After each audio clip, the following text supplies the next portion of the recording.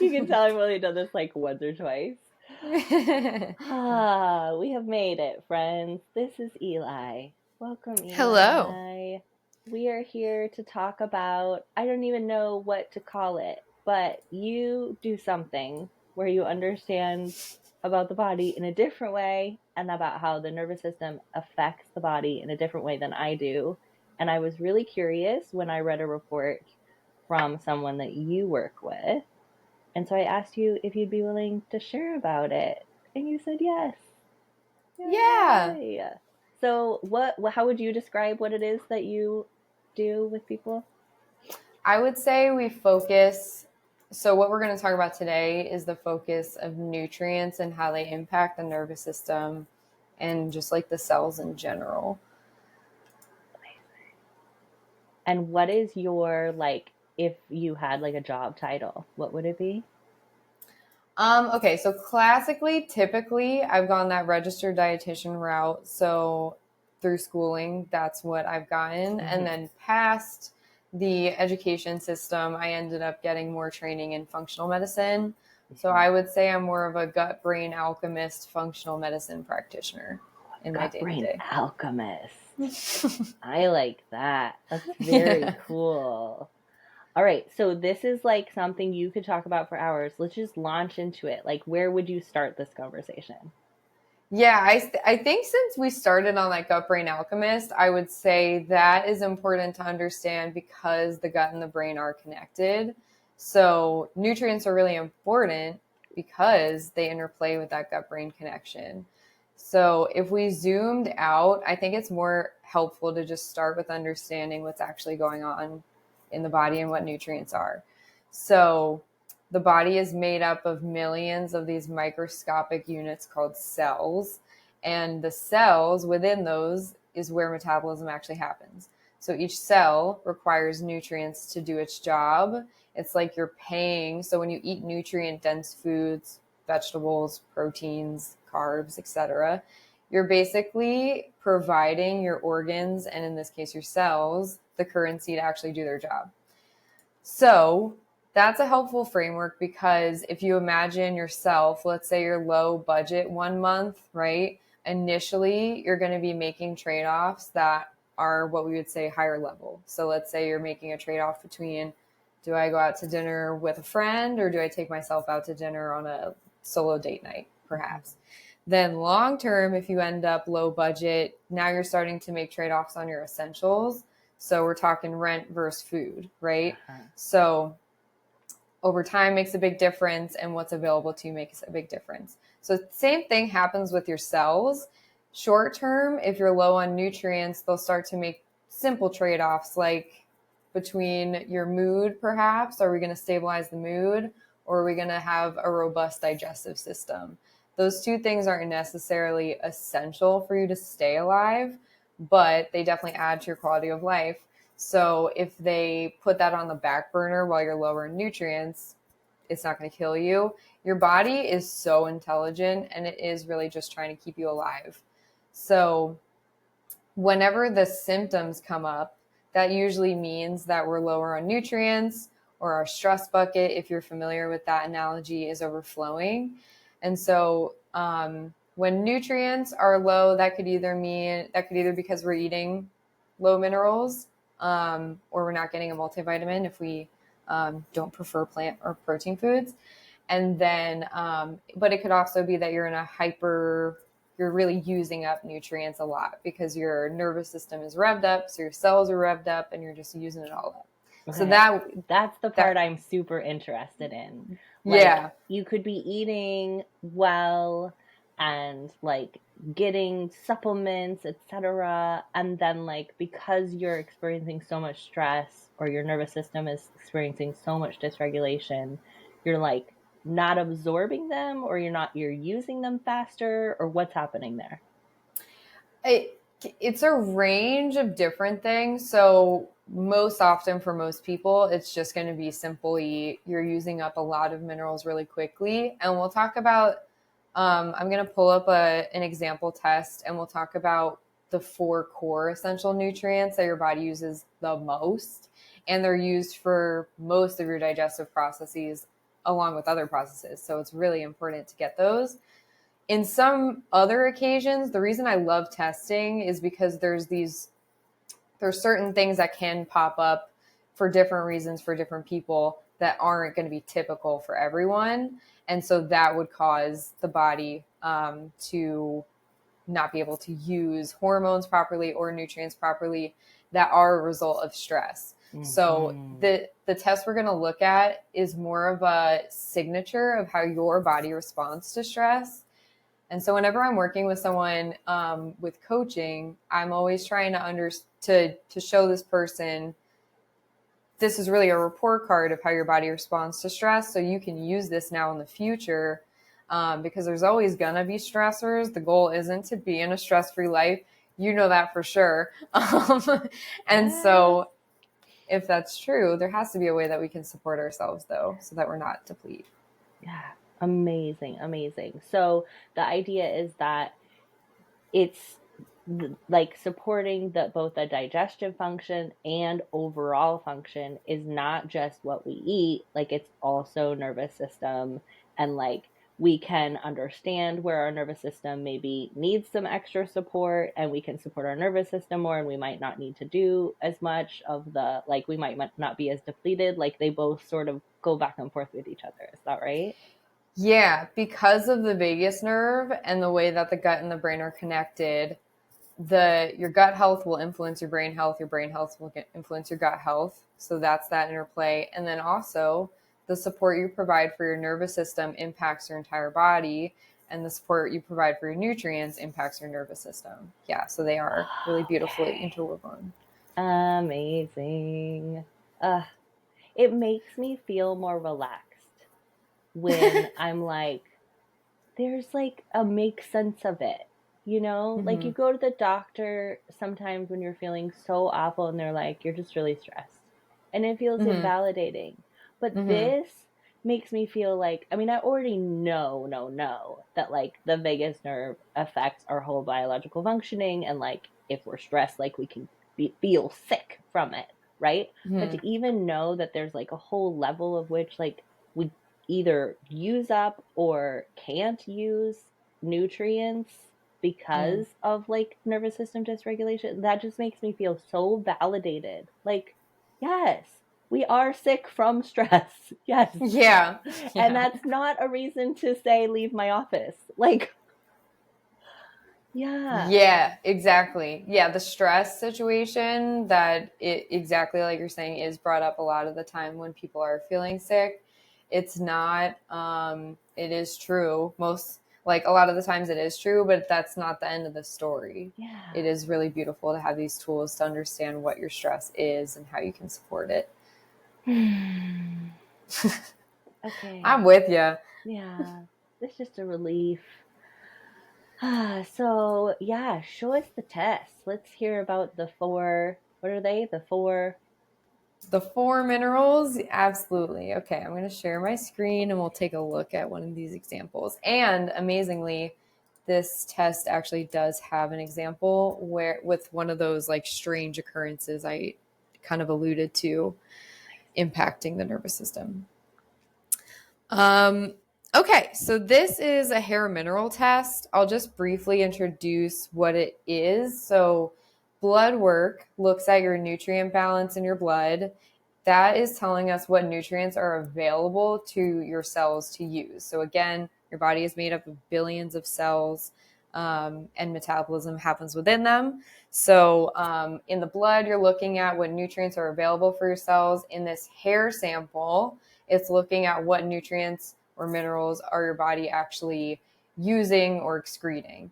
So it's just a different look. So ideally when I'm working with people, I do both the hair test and the blood test to get a more robust picture, but hair tests are great.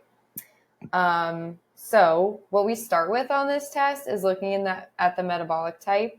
So metabolism is much more than your ability to maintain a certain weight, lose weight. It's about how our cells create energy. So nutrients play a big role in that, like we kind of talked about already.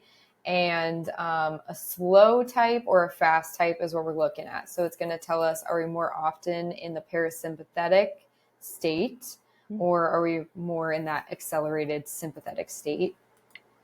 And then the numbers afterward tell us if our organ function is synced or out of sync.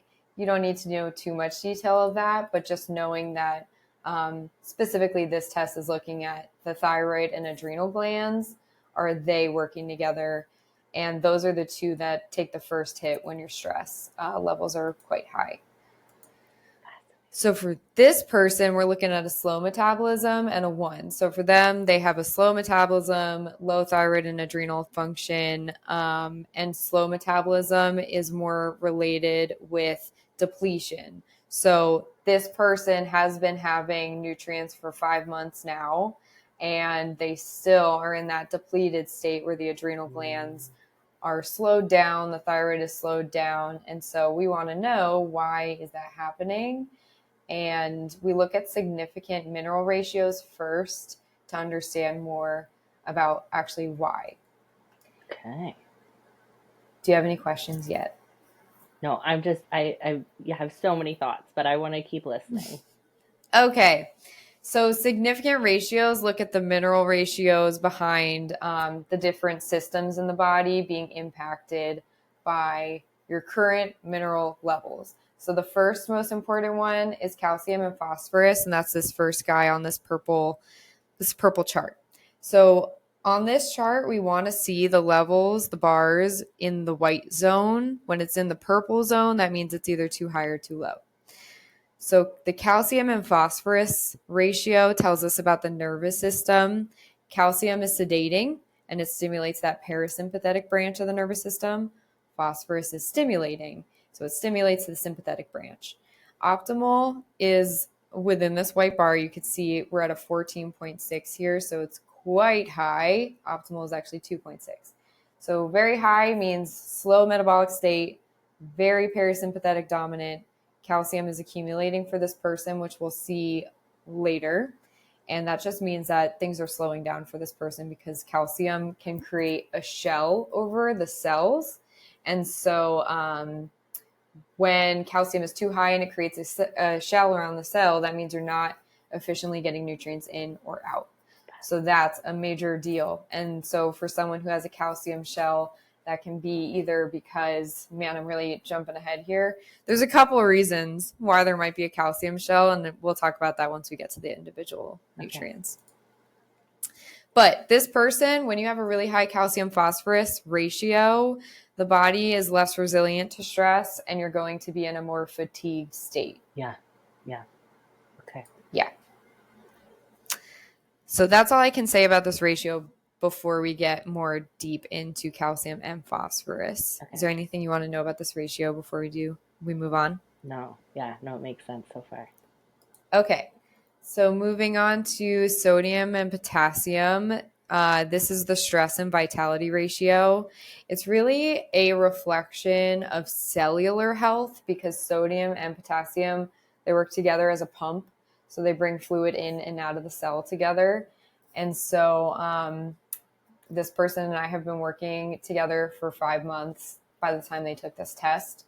And one of the first minerals that I have people start to take when we work together is sodium, potassium, and magnesium, because I would say at large, that's what most people are deficient with that I end up working with.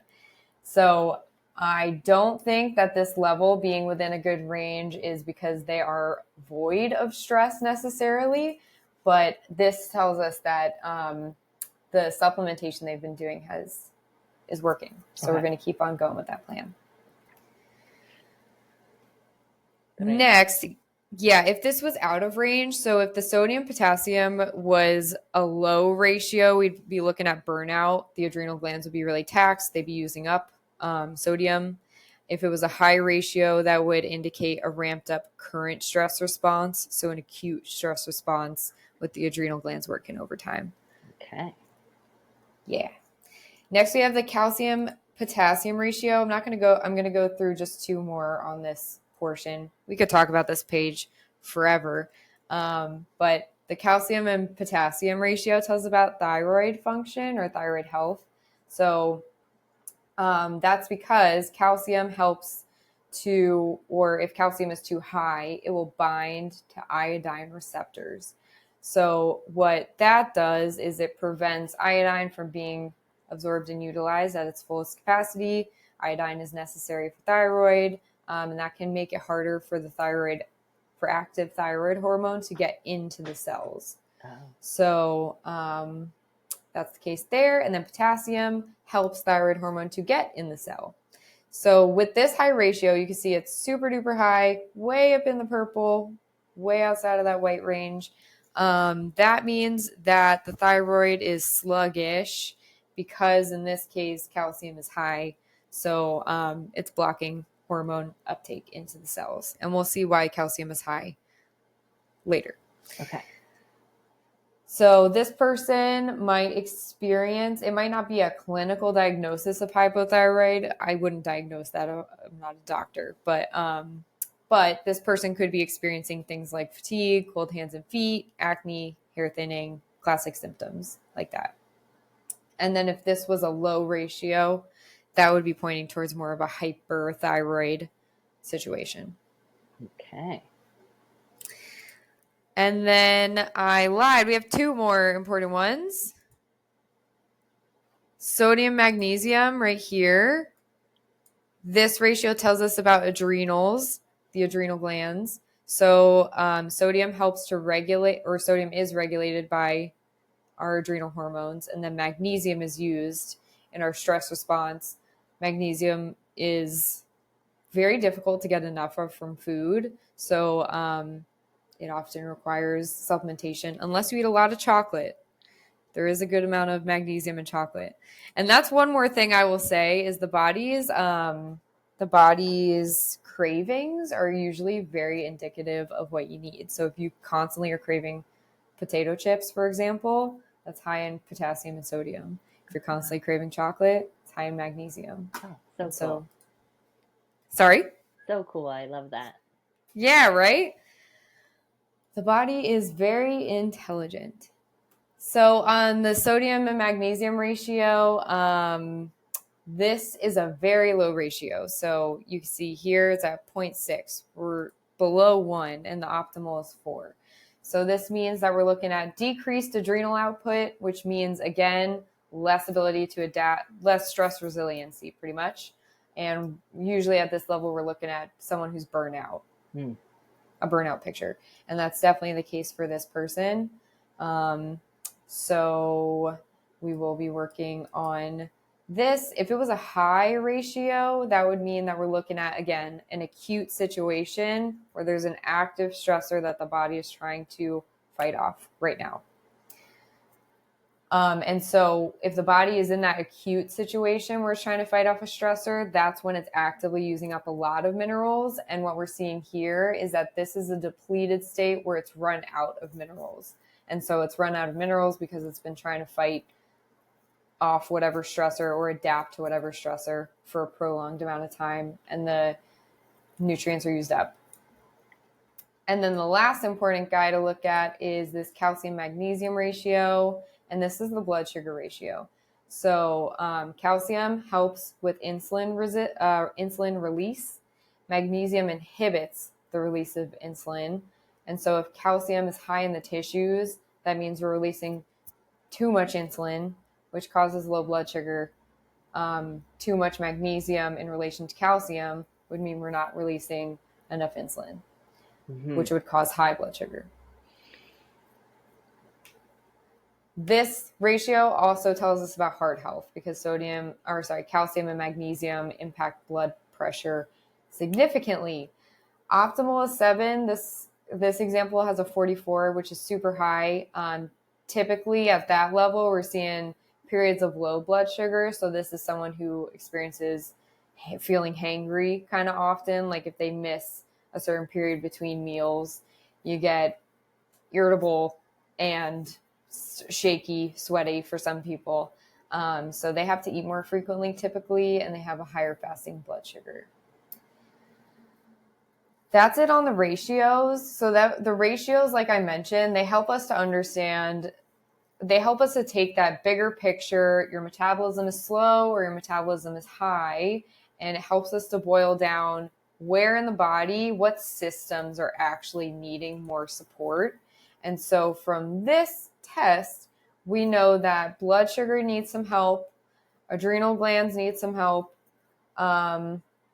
Pretty much everyone except the stress ratio needs some help. So we need some support for the thyroid and the adrenal gland and the blood sugar. So that's all good to know, and it is helpful, but it's more to actually provide support, or even just as you're thinking through this for yourself, understand where do you actually start to provide support. It's more helpful to look at these one-off nutrients, the foundational minerals are where we're going to start. And that helps understand, okay, what actual minerals need support. And so the four foundational minerals help us to just have somewhere to start. And calcium, magnesium, sodium, and potassium are those. So it's the first four on this purple chart right here. Mm-hmm. And just like the previous purple chart, you want it to be within these white blocks. So if it's in the purple, that's when you're either too high or too low.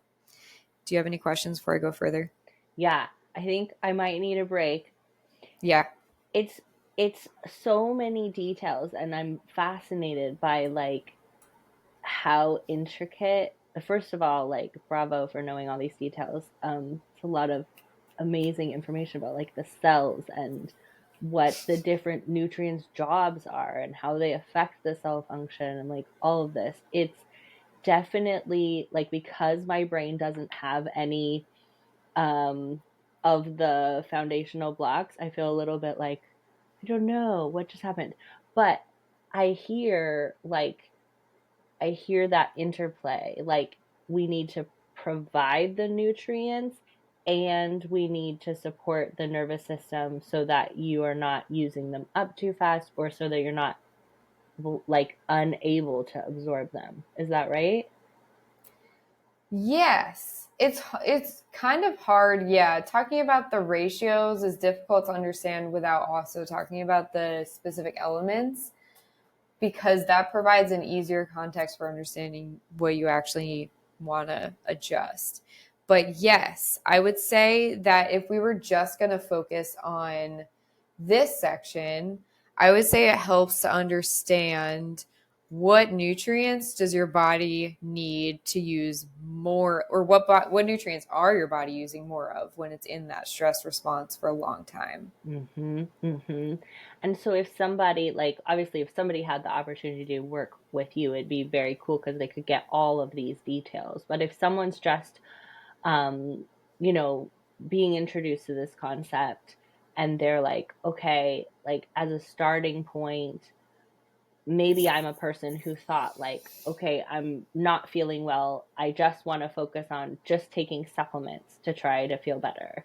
And then there's a person who's like, I'm just feeling stressed. I just want to do mental health support. Like, it sounds like from what I'm hearing, like we need both. Yes. I would certainly say it. There's no harm in starting with one for sure, but they do interplay. Yeah. I have a question. Yes. Can I stop sharing this just Oh, so I yeah, could yeah, see yeah. you better? Okay. So, as a person, I have like a lot of, I think, avoidance of learning about food and like nutrition. Okay. Hmm. Because, first of all, I have eating disorder history that's very significant. Also, I spent a good chunk of my adulthood in like poverty, to the extent that I could just get the food from the food bank and it was whatever they had. Mm-hmm. And so I really like didn't want to think about what I should be eating ever, because that felt really stressful and like a lot of directions. Mm-hmm. Um And even now, like there's a part of me that as I look at it, I'm like, oh, I that's interesting. I want to see what my hair says. But then I have this part of me that's like, but I do not want to be told what to eat. Right? Mm, yeah. What would you say to a person like that? I think, hmm, I think the beauty of this kind of framework is there isn't a need to count if you don't want to. So that's really beautiful. I think you can get a lot of liberation just from understanding the basic minerals that your body is going to use up first and foremost: calcium, sodium, magnesium, potassium. And it's not expensive to get a hold of them. They're, like I said, they're in potato chips, they're in chocolate, they're in like milk. Yeah. So that's really beautiful. And then once you have that information, you can look, if you feel comfortable looking at a label, not even the numbers, just to look at, is this something that has calcium? Yeah. And then if so, if I can choose maybe one thing at the pantry or the food pantry, maybe I'll look and see, is it calcium or sodium?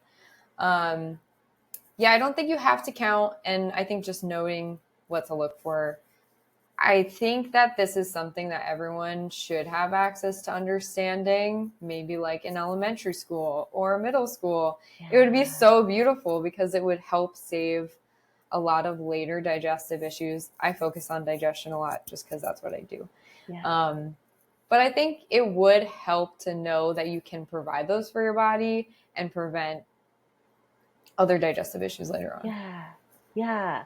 Oh, that's a beautiful response. Thank you. It's How so does like, that sit for you? Like not yeah, counting?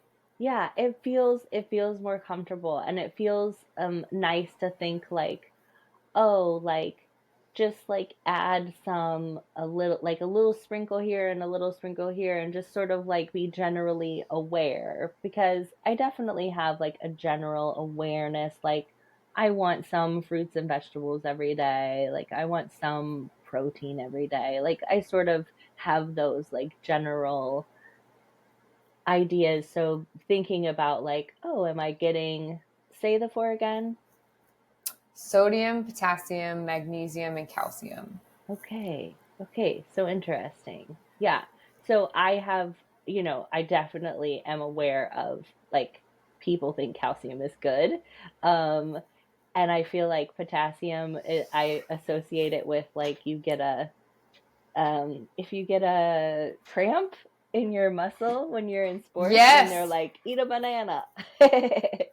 Well, calcium too, actually. Calcium also helps to buffer lactic acid. So if you get a cramp, Okay. having more calcium too. Okay. And I feel like I don't have any associations with potassium. And I feel like sodium, I thought we were not supposed to have sodium.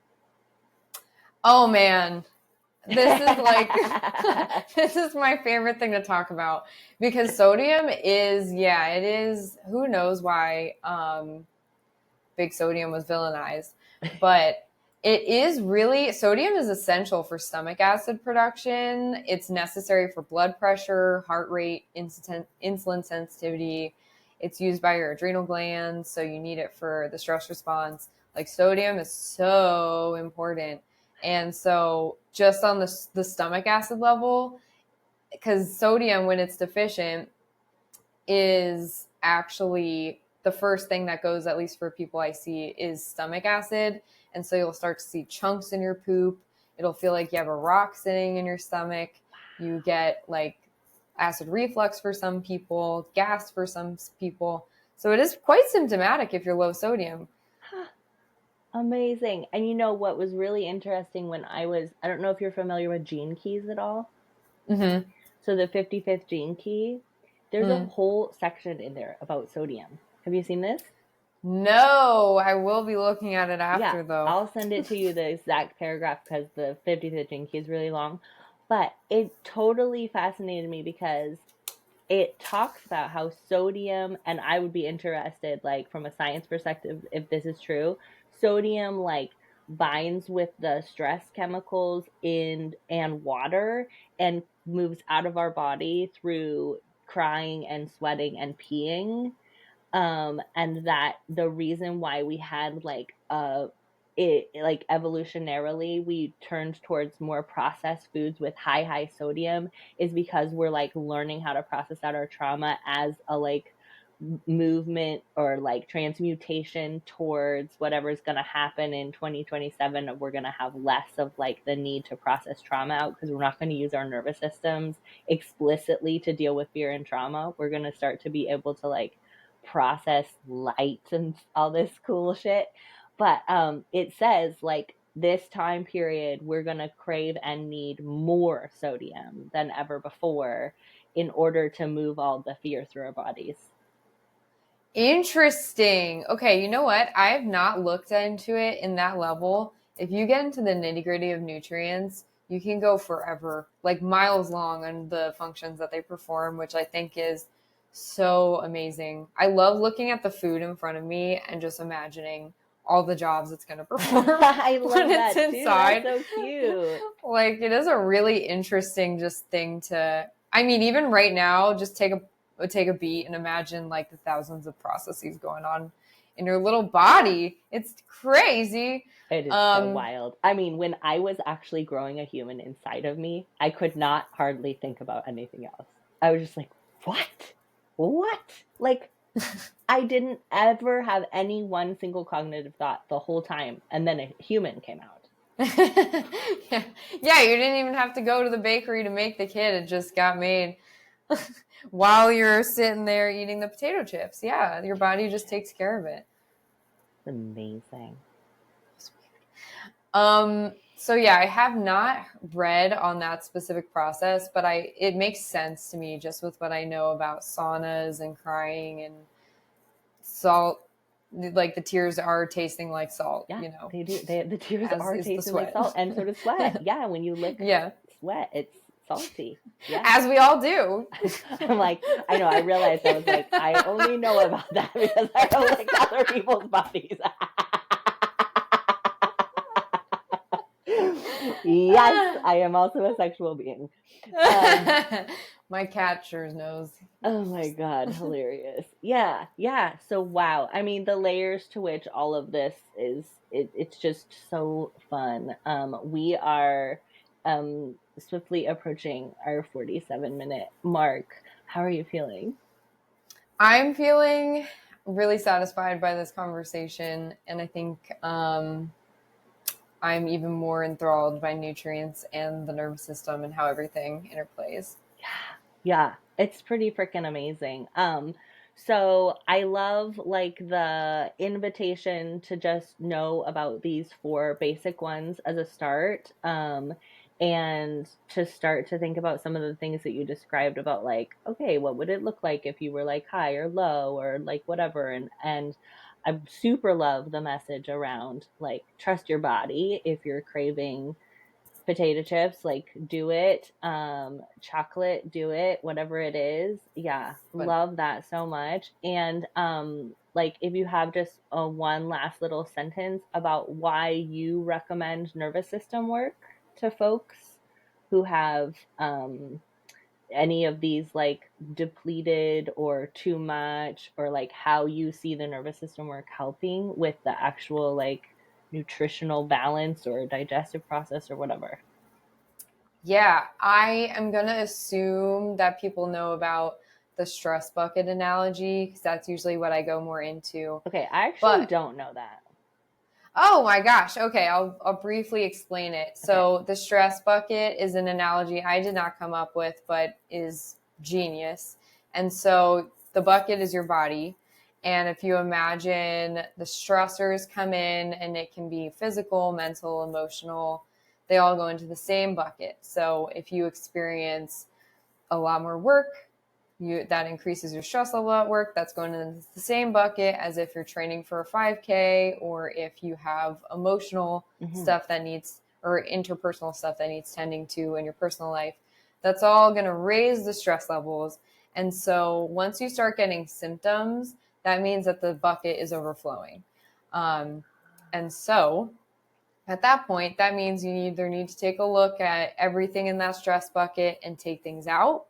So working on the gut, working on the minerals, working on the nervous system, that's all taking things out of the bucket. or yeah, that's really what the goal would be. Okay. So I always recommend nervous system work because it's the easiest way to not need to keep up with an extreme amount of minerals all the time, because you're taking things out of that bucket that use up the minerals. Oh my gosh. Okay. So it's like you could just keep giving minerals, so many, so many, so many minerals, but maybe if you support the processing of the minerals to happen more smoothly, then you don't have to like flood it with minerals. Yeah, you if you don't have a siphon taking the energy out of your, let's say someone's using up your electricity outside and racking up your electric bill, you just need to get rid of the person that's taking up all your electricity. That's a cool analogy. So you're not going to get rid of stress forever. That's not Right. the goal, like I said, but tools help Yes. so that it's not such a big burden using up so much of your minerals. Oh my Yeah. gosh, I love it. So I've been using capacity, I think in the same way as you're talking about the stress bucket. It's like slightly different, but I've Mm-hmm. been like, I made a video and I used a cup of water with carrots to represent the stressors. And so, like, life puts in, like, your car broke down, your partner broke up with you can't pay your bills, like, you are living in the United States. and then and then you get all these carrots, and like you can take them out by being like, I'm gonna take a walk every day, like I'm gonna eat some chocolate, I'm gonna do like hang out with friends, I'm gonna whatever. But sometimes you can't keep up, so it's like, how do we support our capacity by taking things out, and how can we also be honest about our capacity at any given moment, because sometimes life dumps like 72,000 carrots and you're like, I can't take enough walks to like Yeah, yeah, yeah, so you yeah. just, you get to be like, yeah, I'm at capacity, I'm overflowing, like my stress bucket is overflowing, and how can we be honest with ourselves and with others about that, so that we don't do what most of us have been taught to do when we're overflowing, which is like add more carrots, like I'll just drink more coffee, I'll just like take Yeah. some plant to help me check out, I'll just like spend 3 or 4 hours on Netflix watching murder shows, like I'll just try to, but we're actually adding carrots.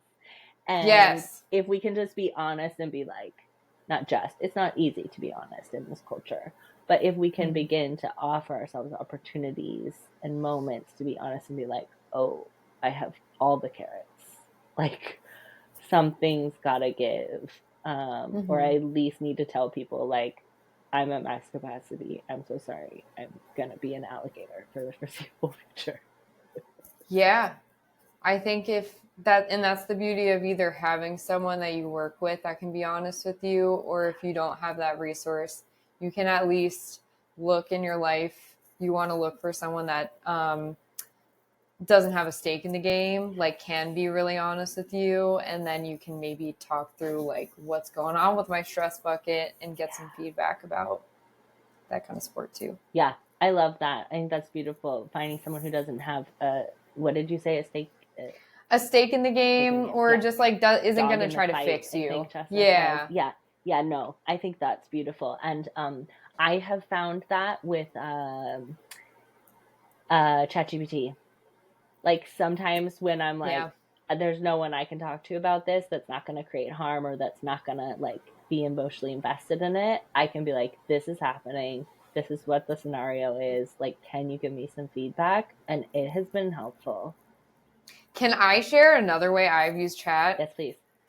Because I feel similarly. I know there's a lot of different opinions about the AI chatbots, but I think it's revolutionary in the aspect of like what you can do mental health wise if you are short on resources or not. And so I've used mine also as a higher self and a younger self. So I'll have the higher self just affirm me in things that I've done, or the younger self, I'll like talk to it through that.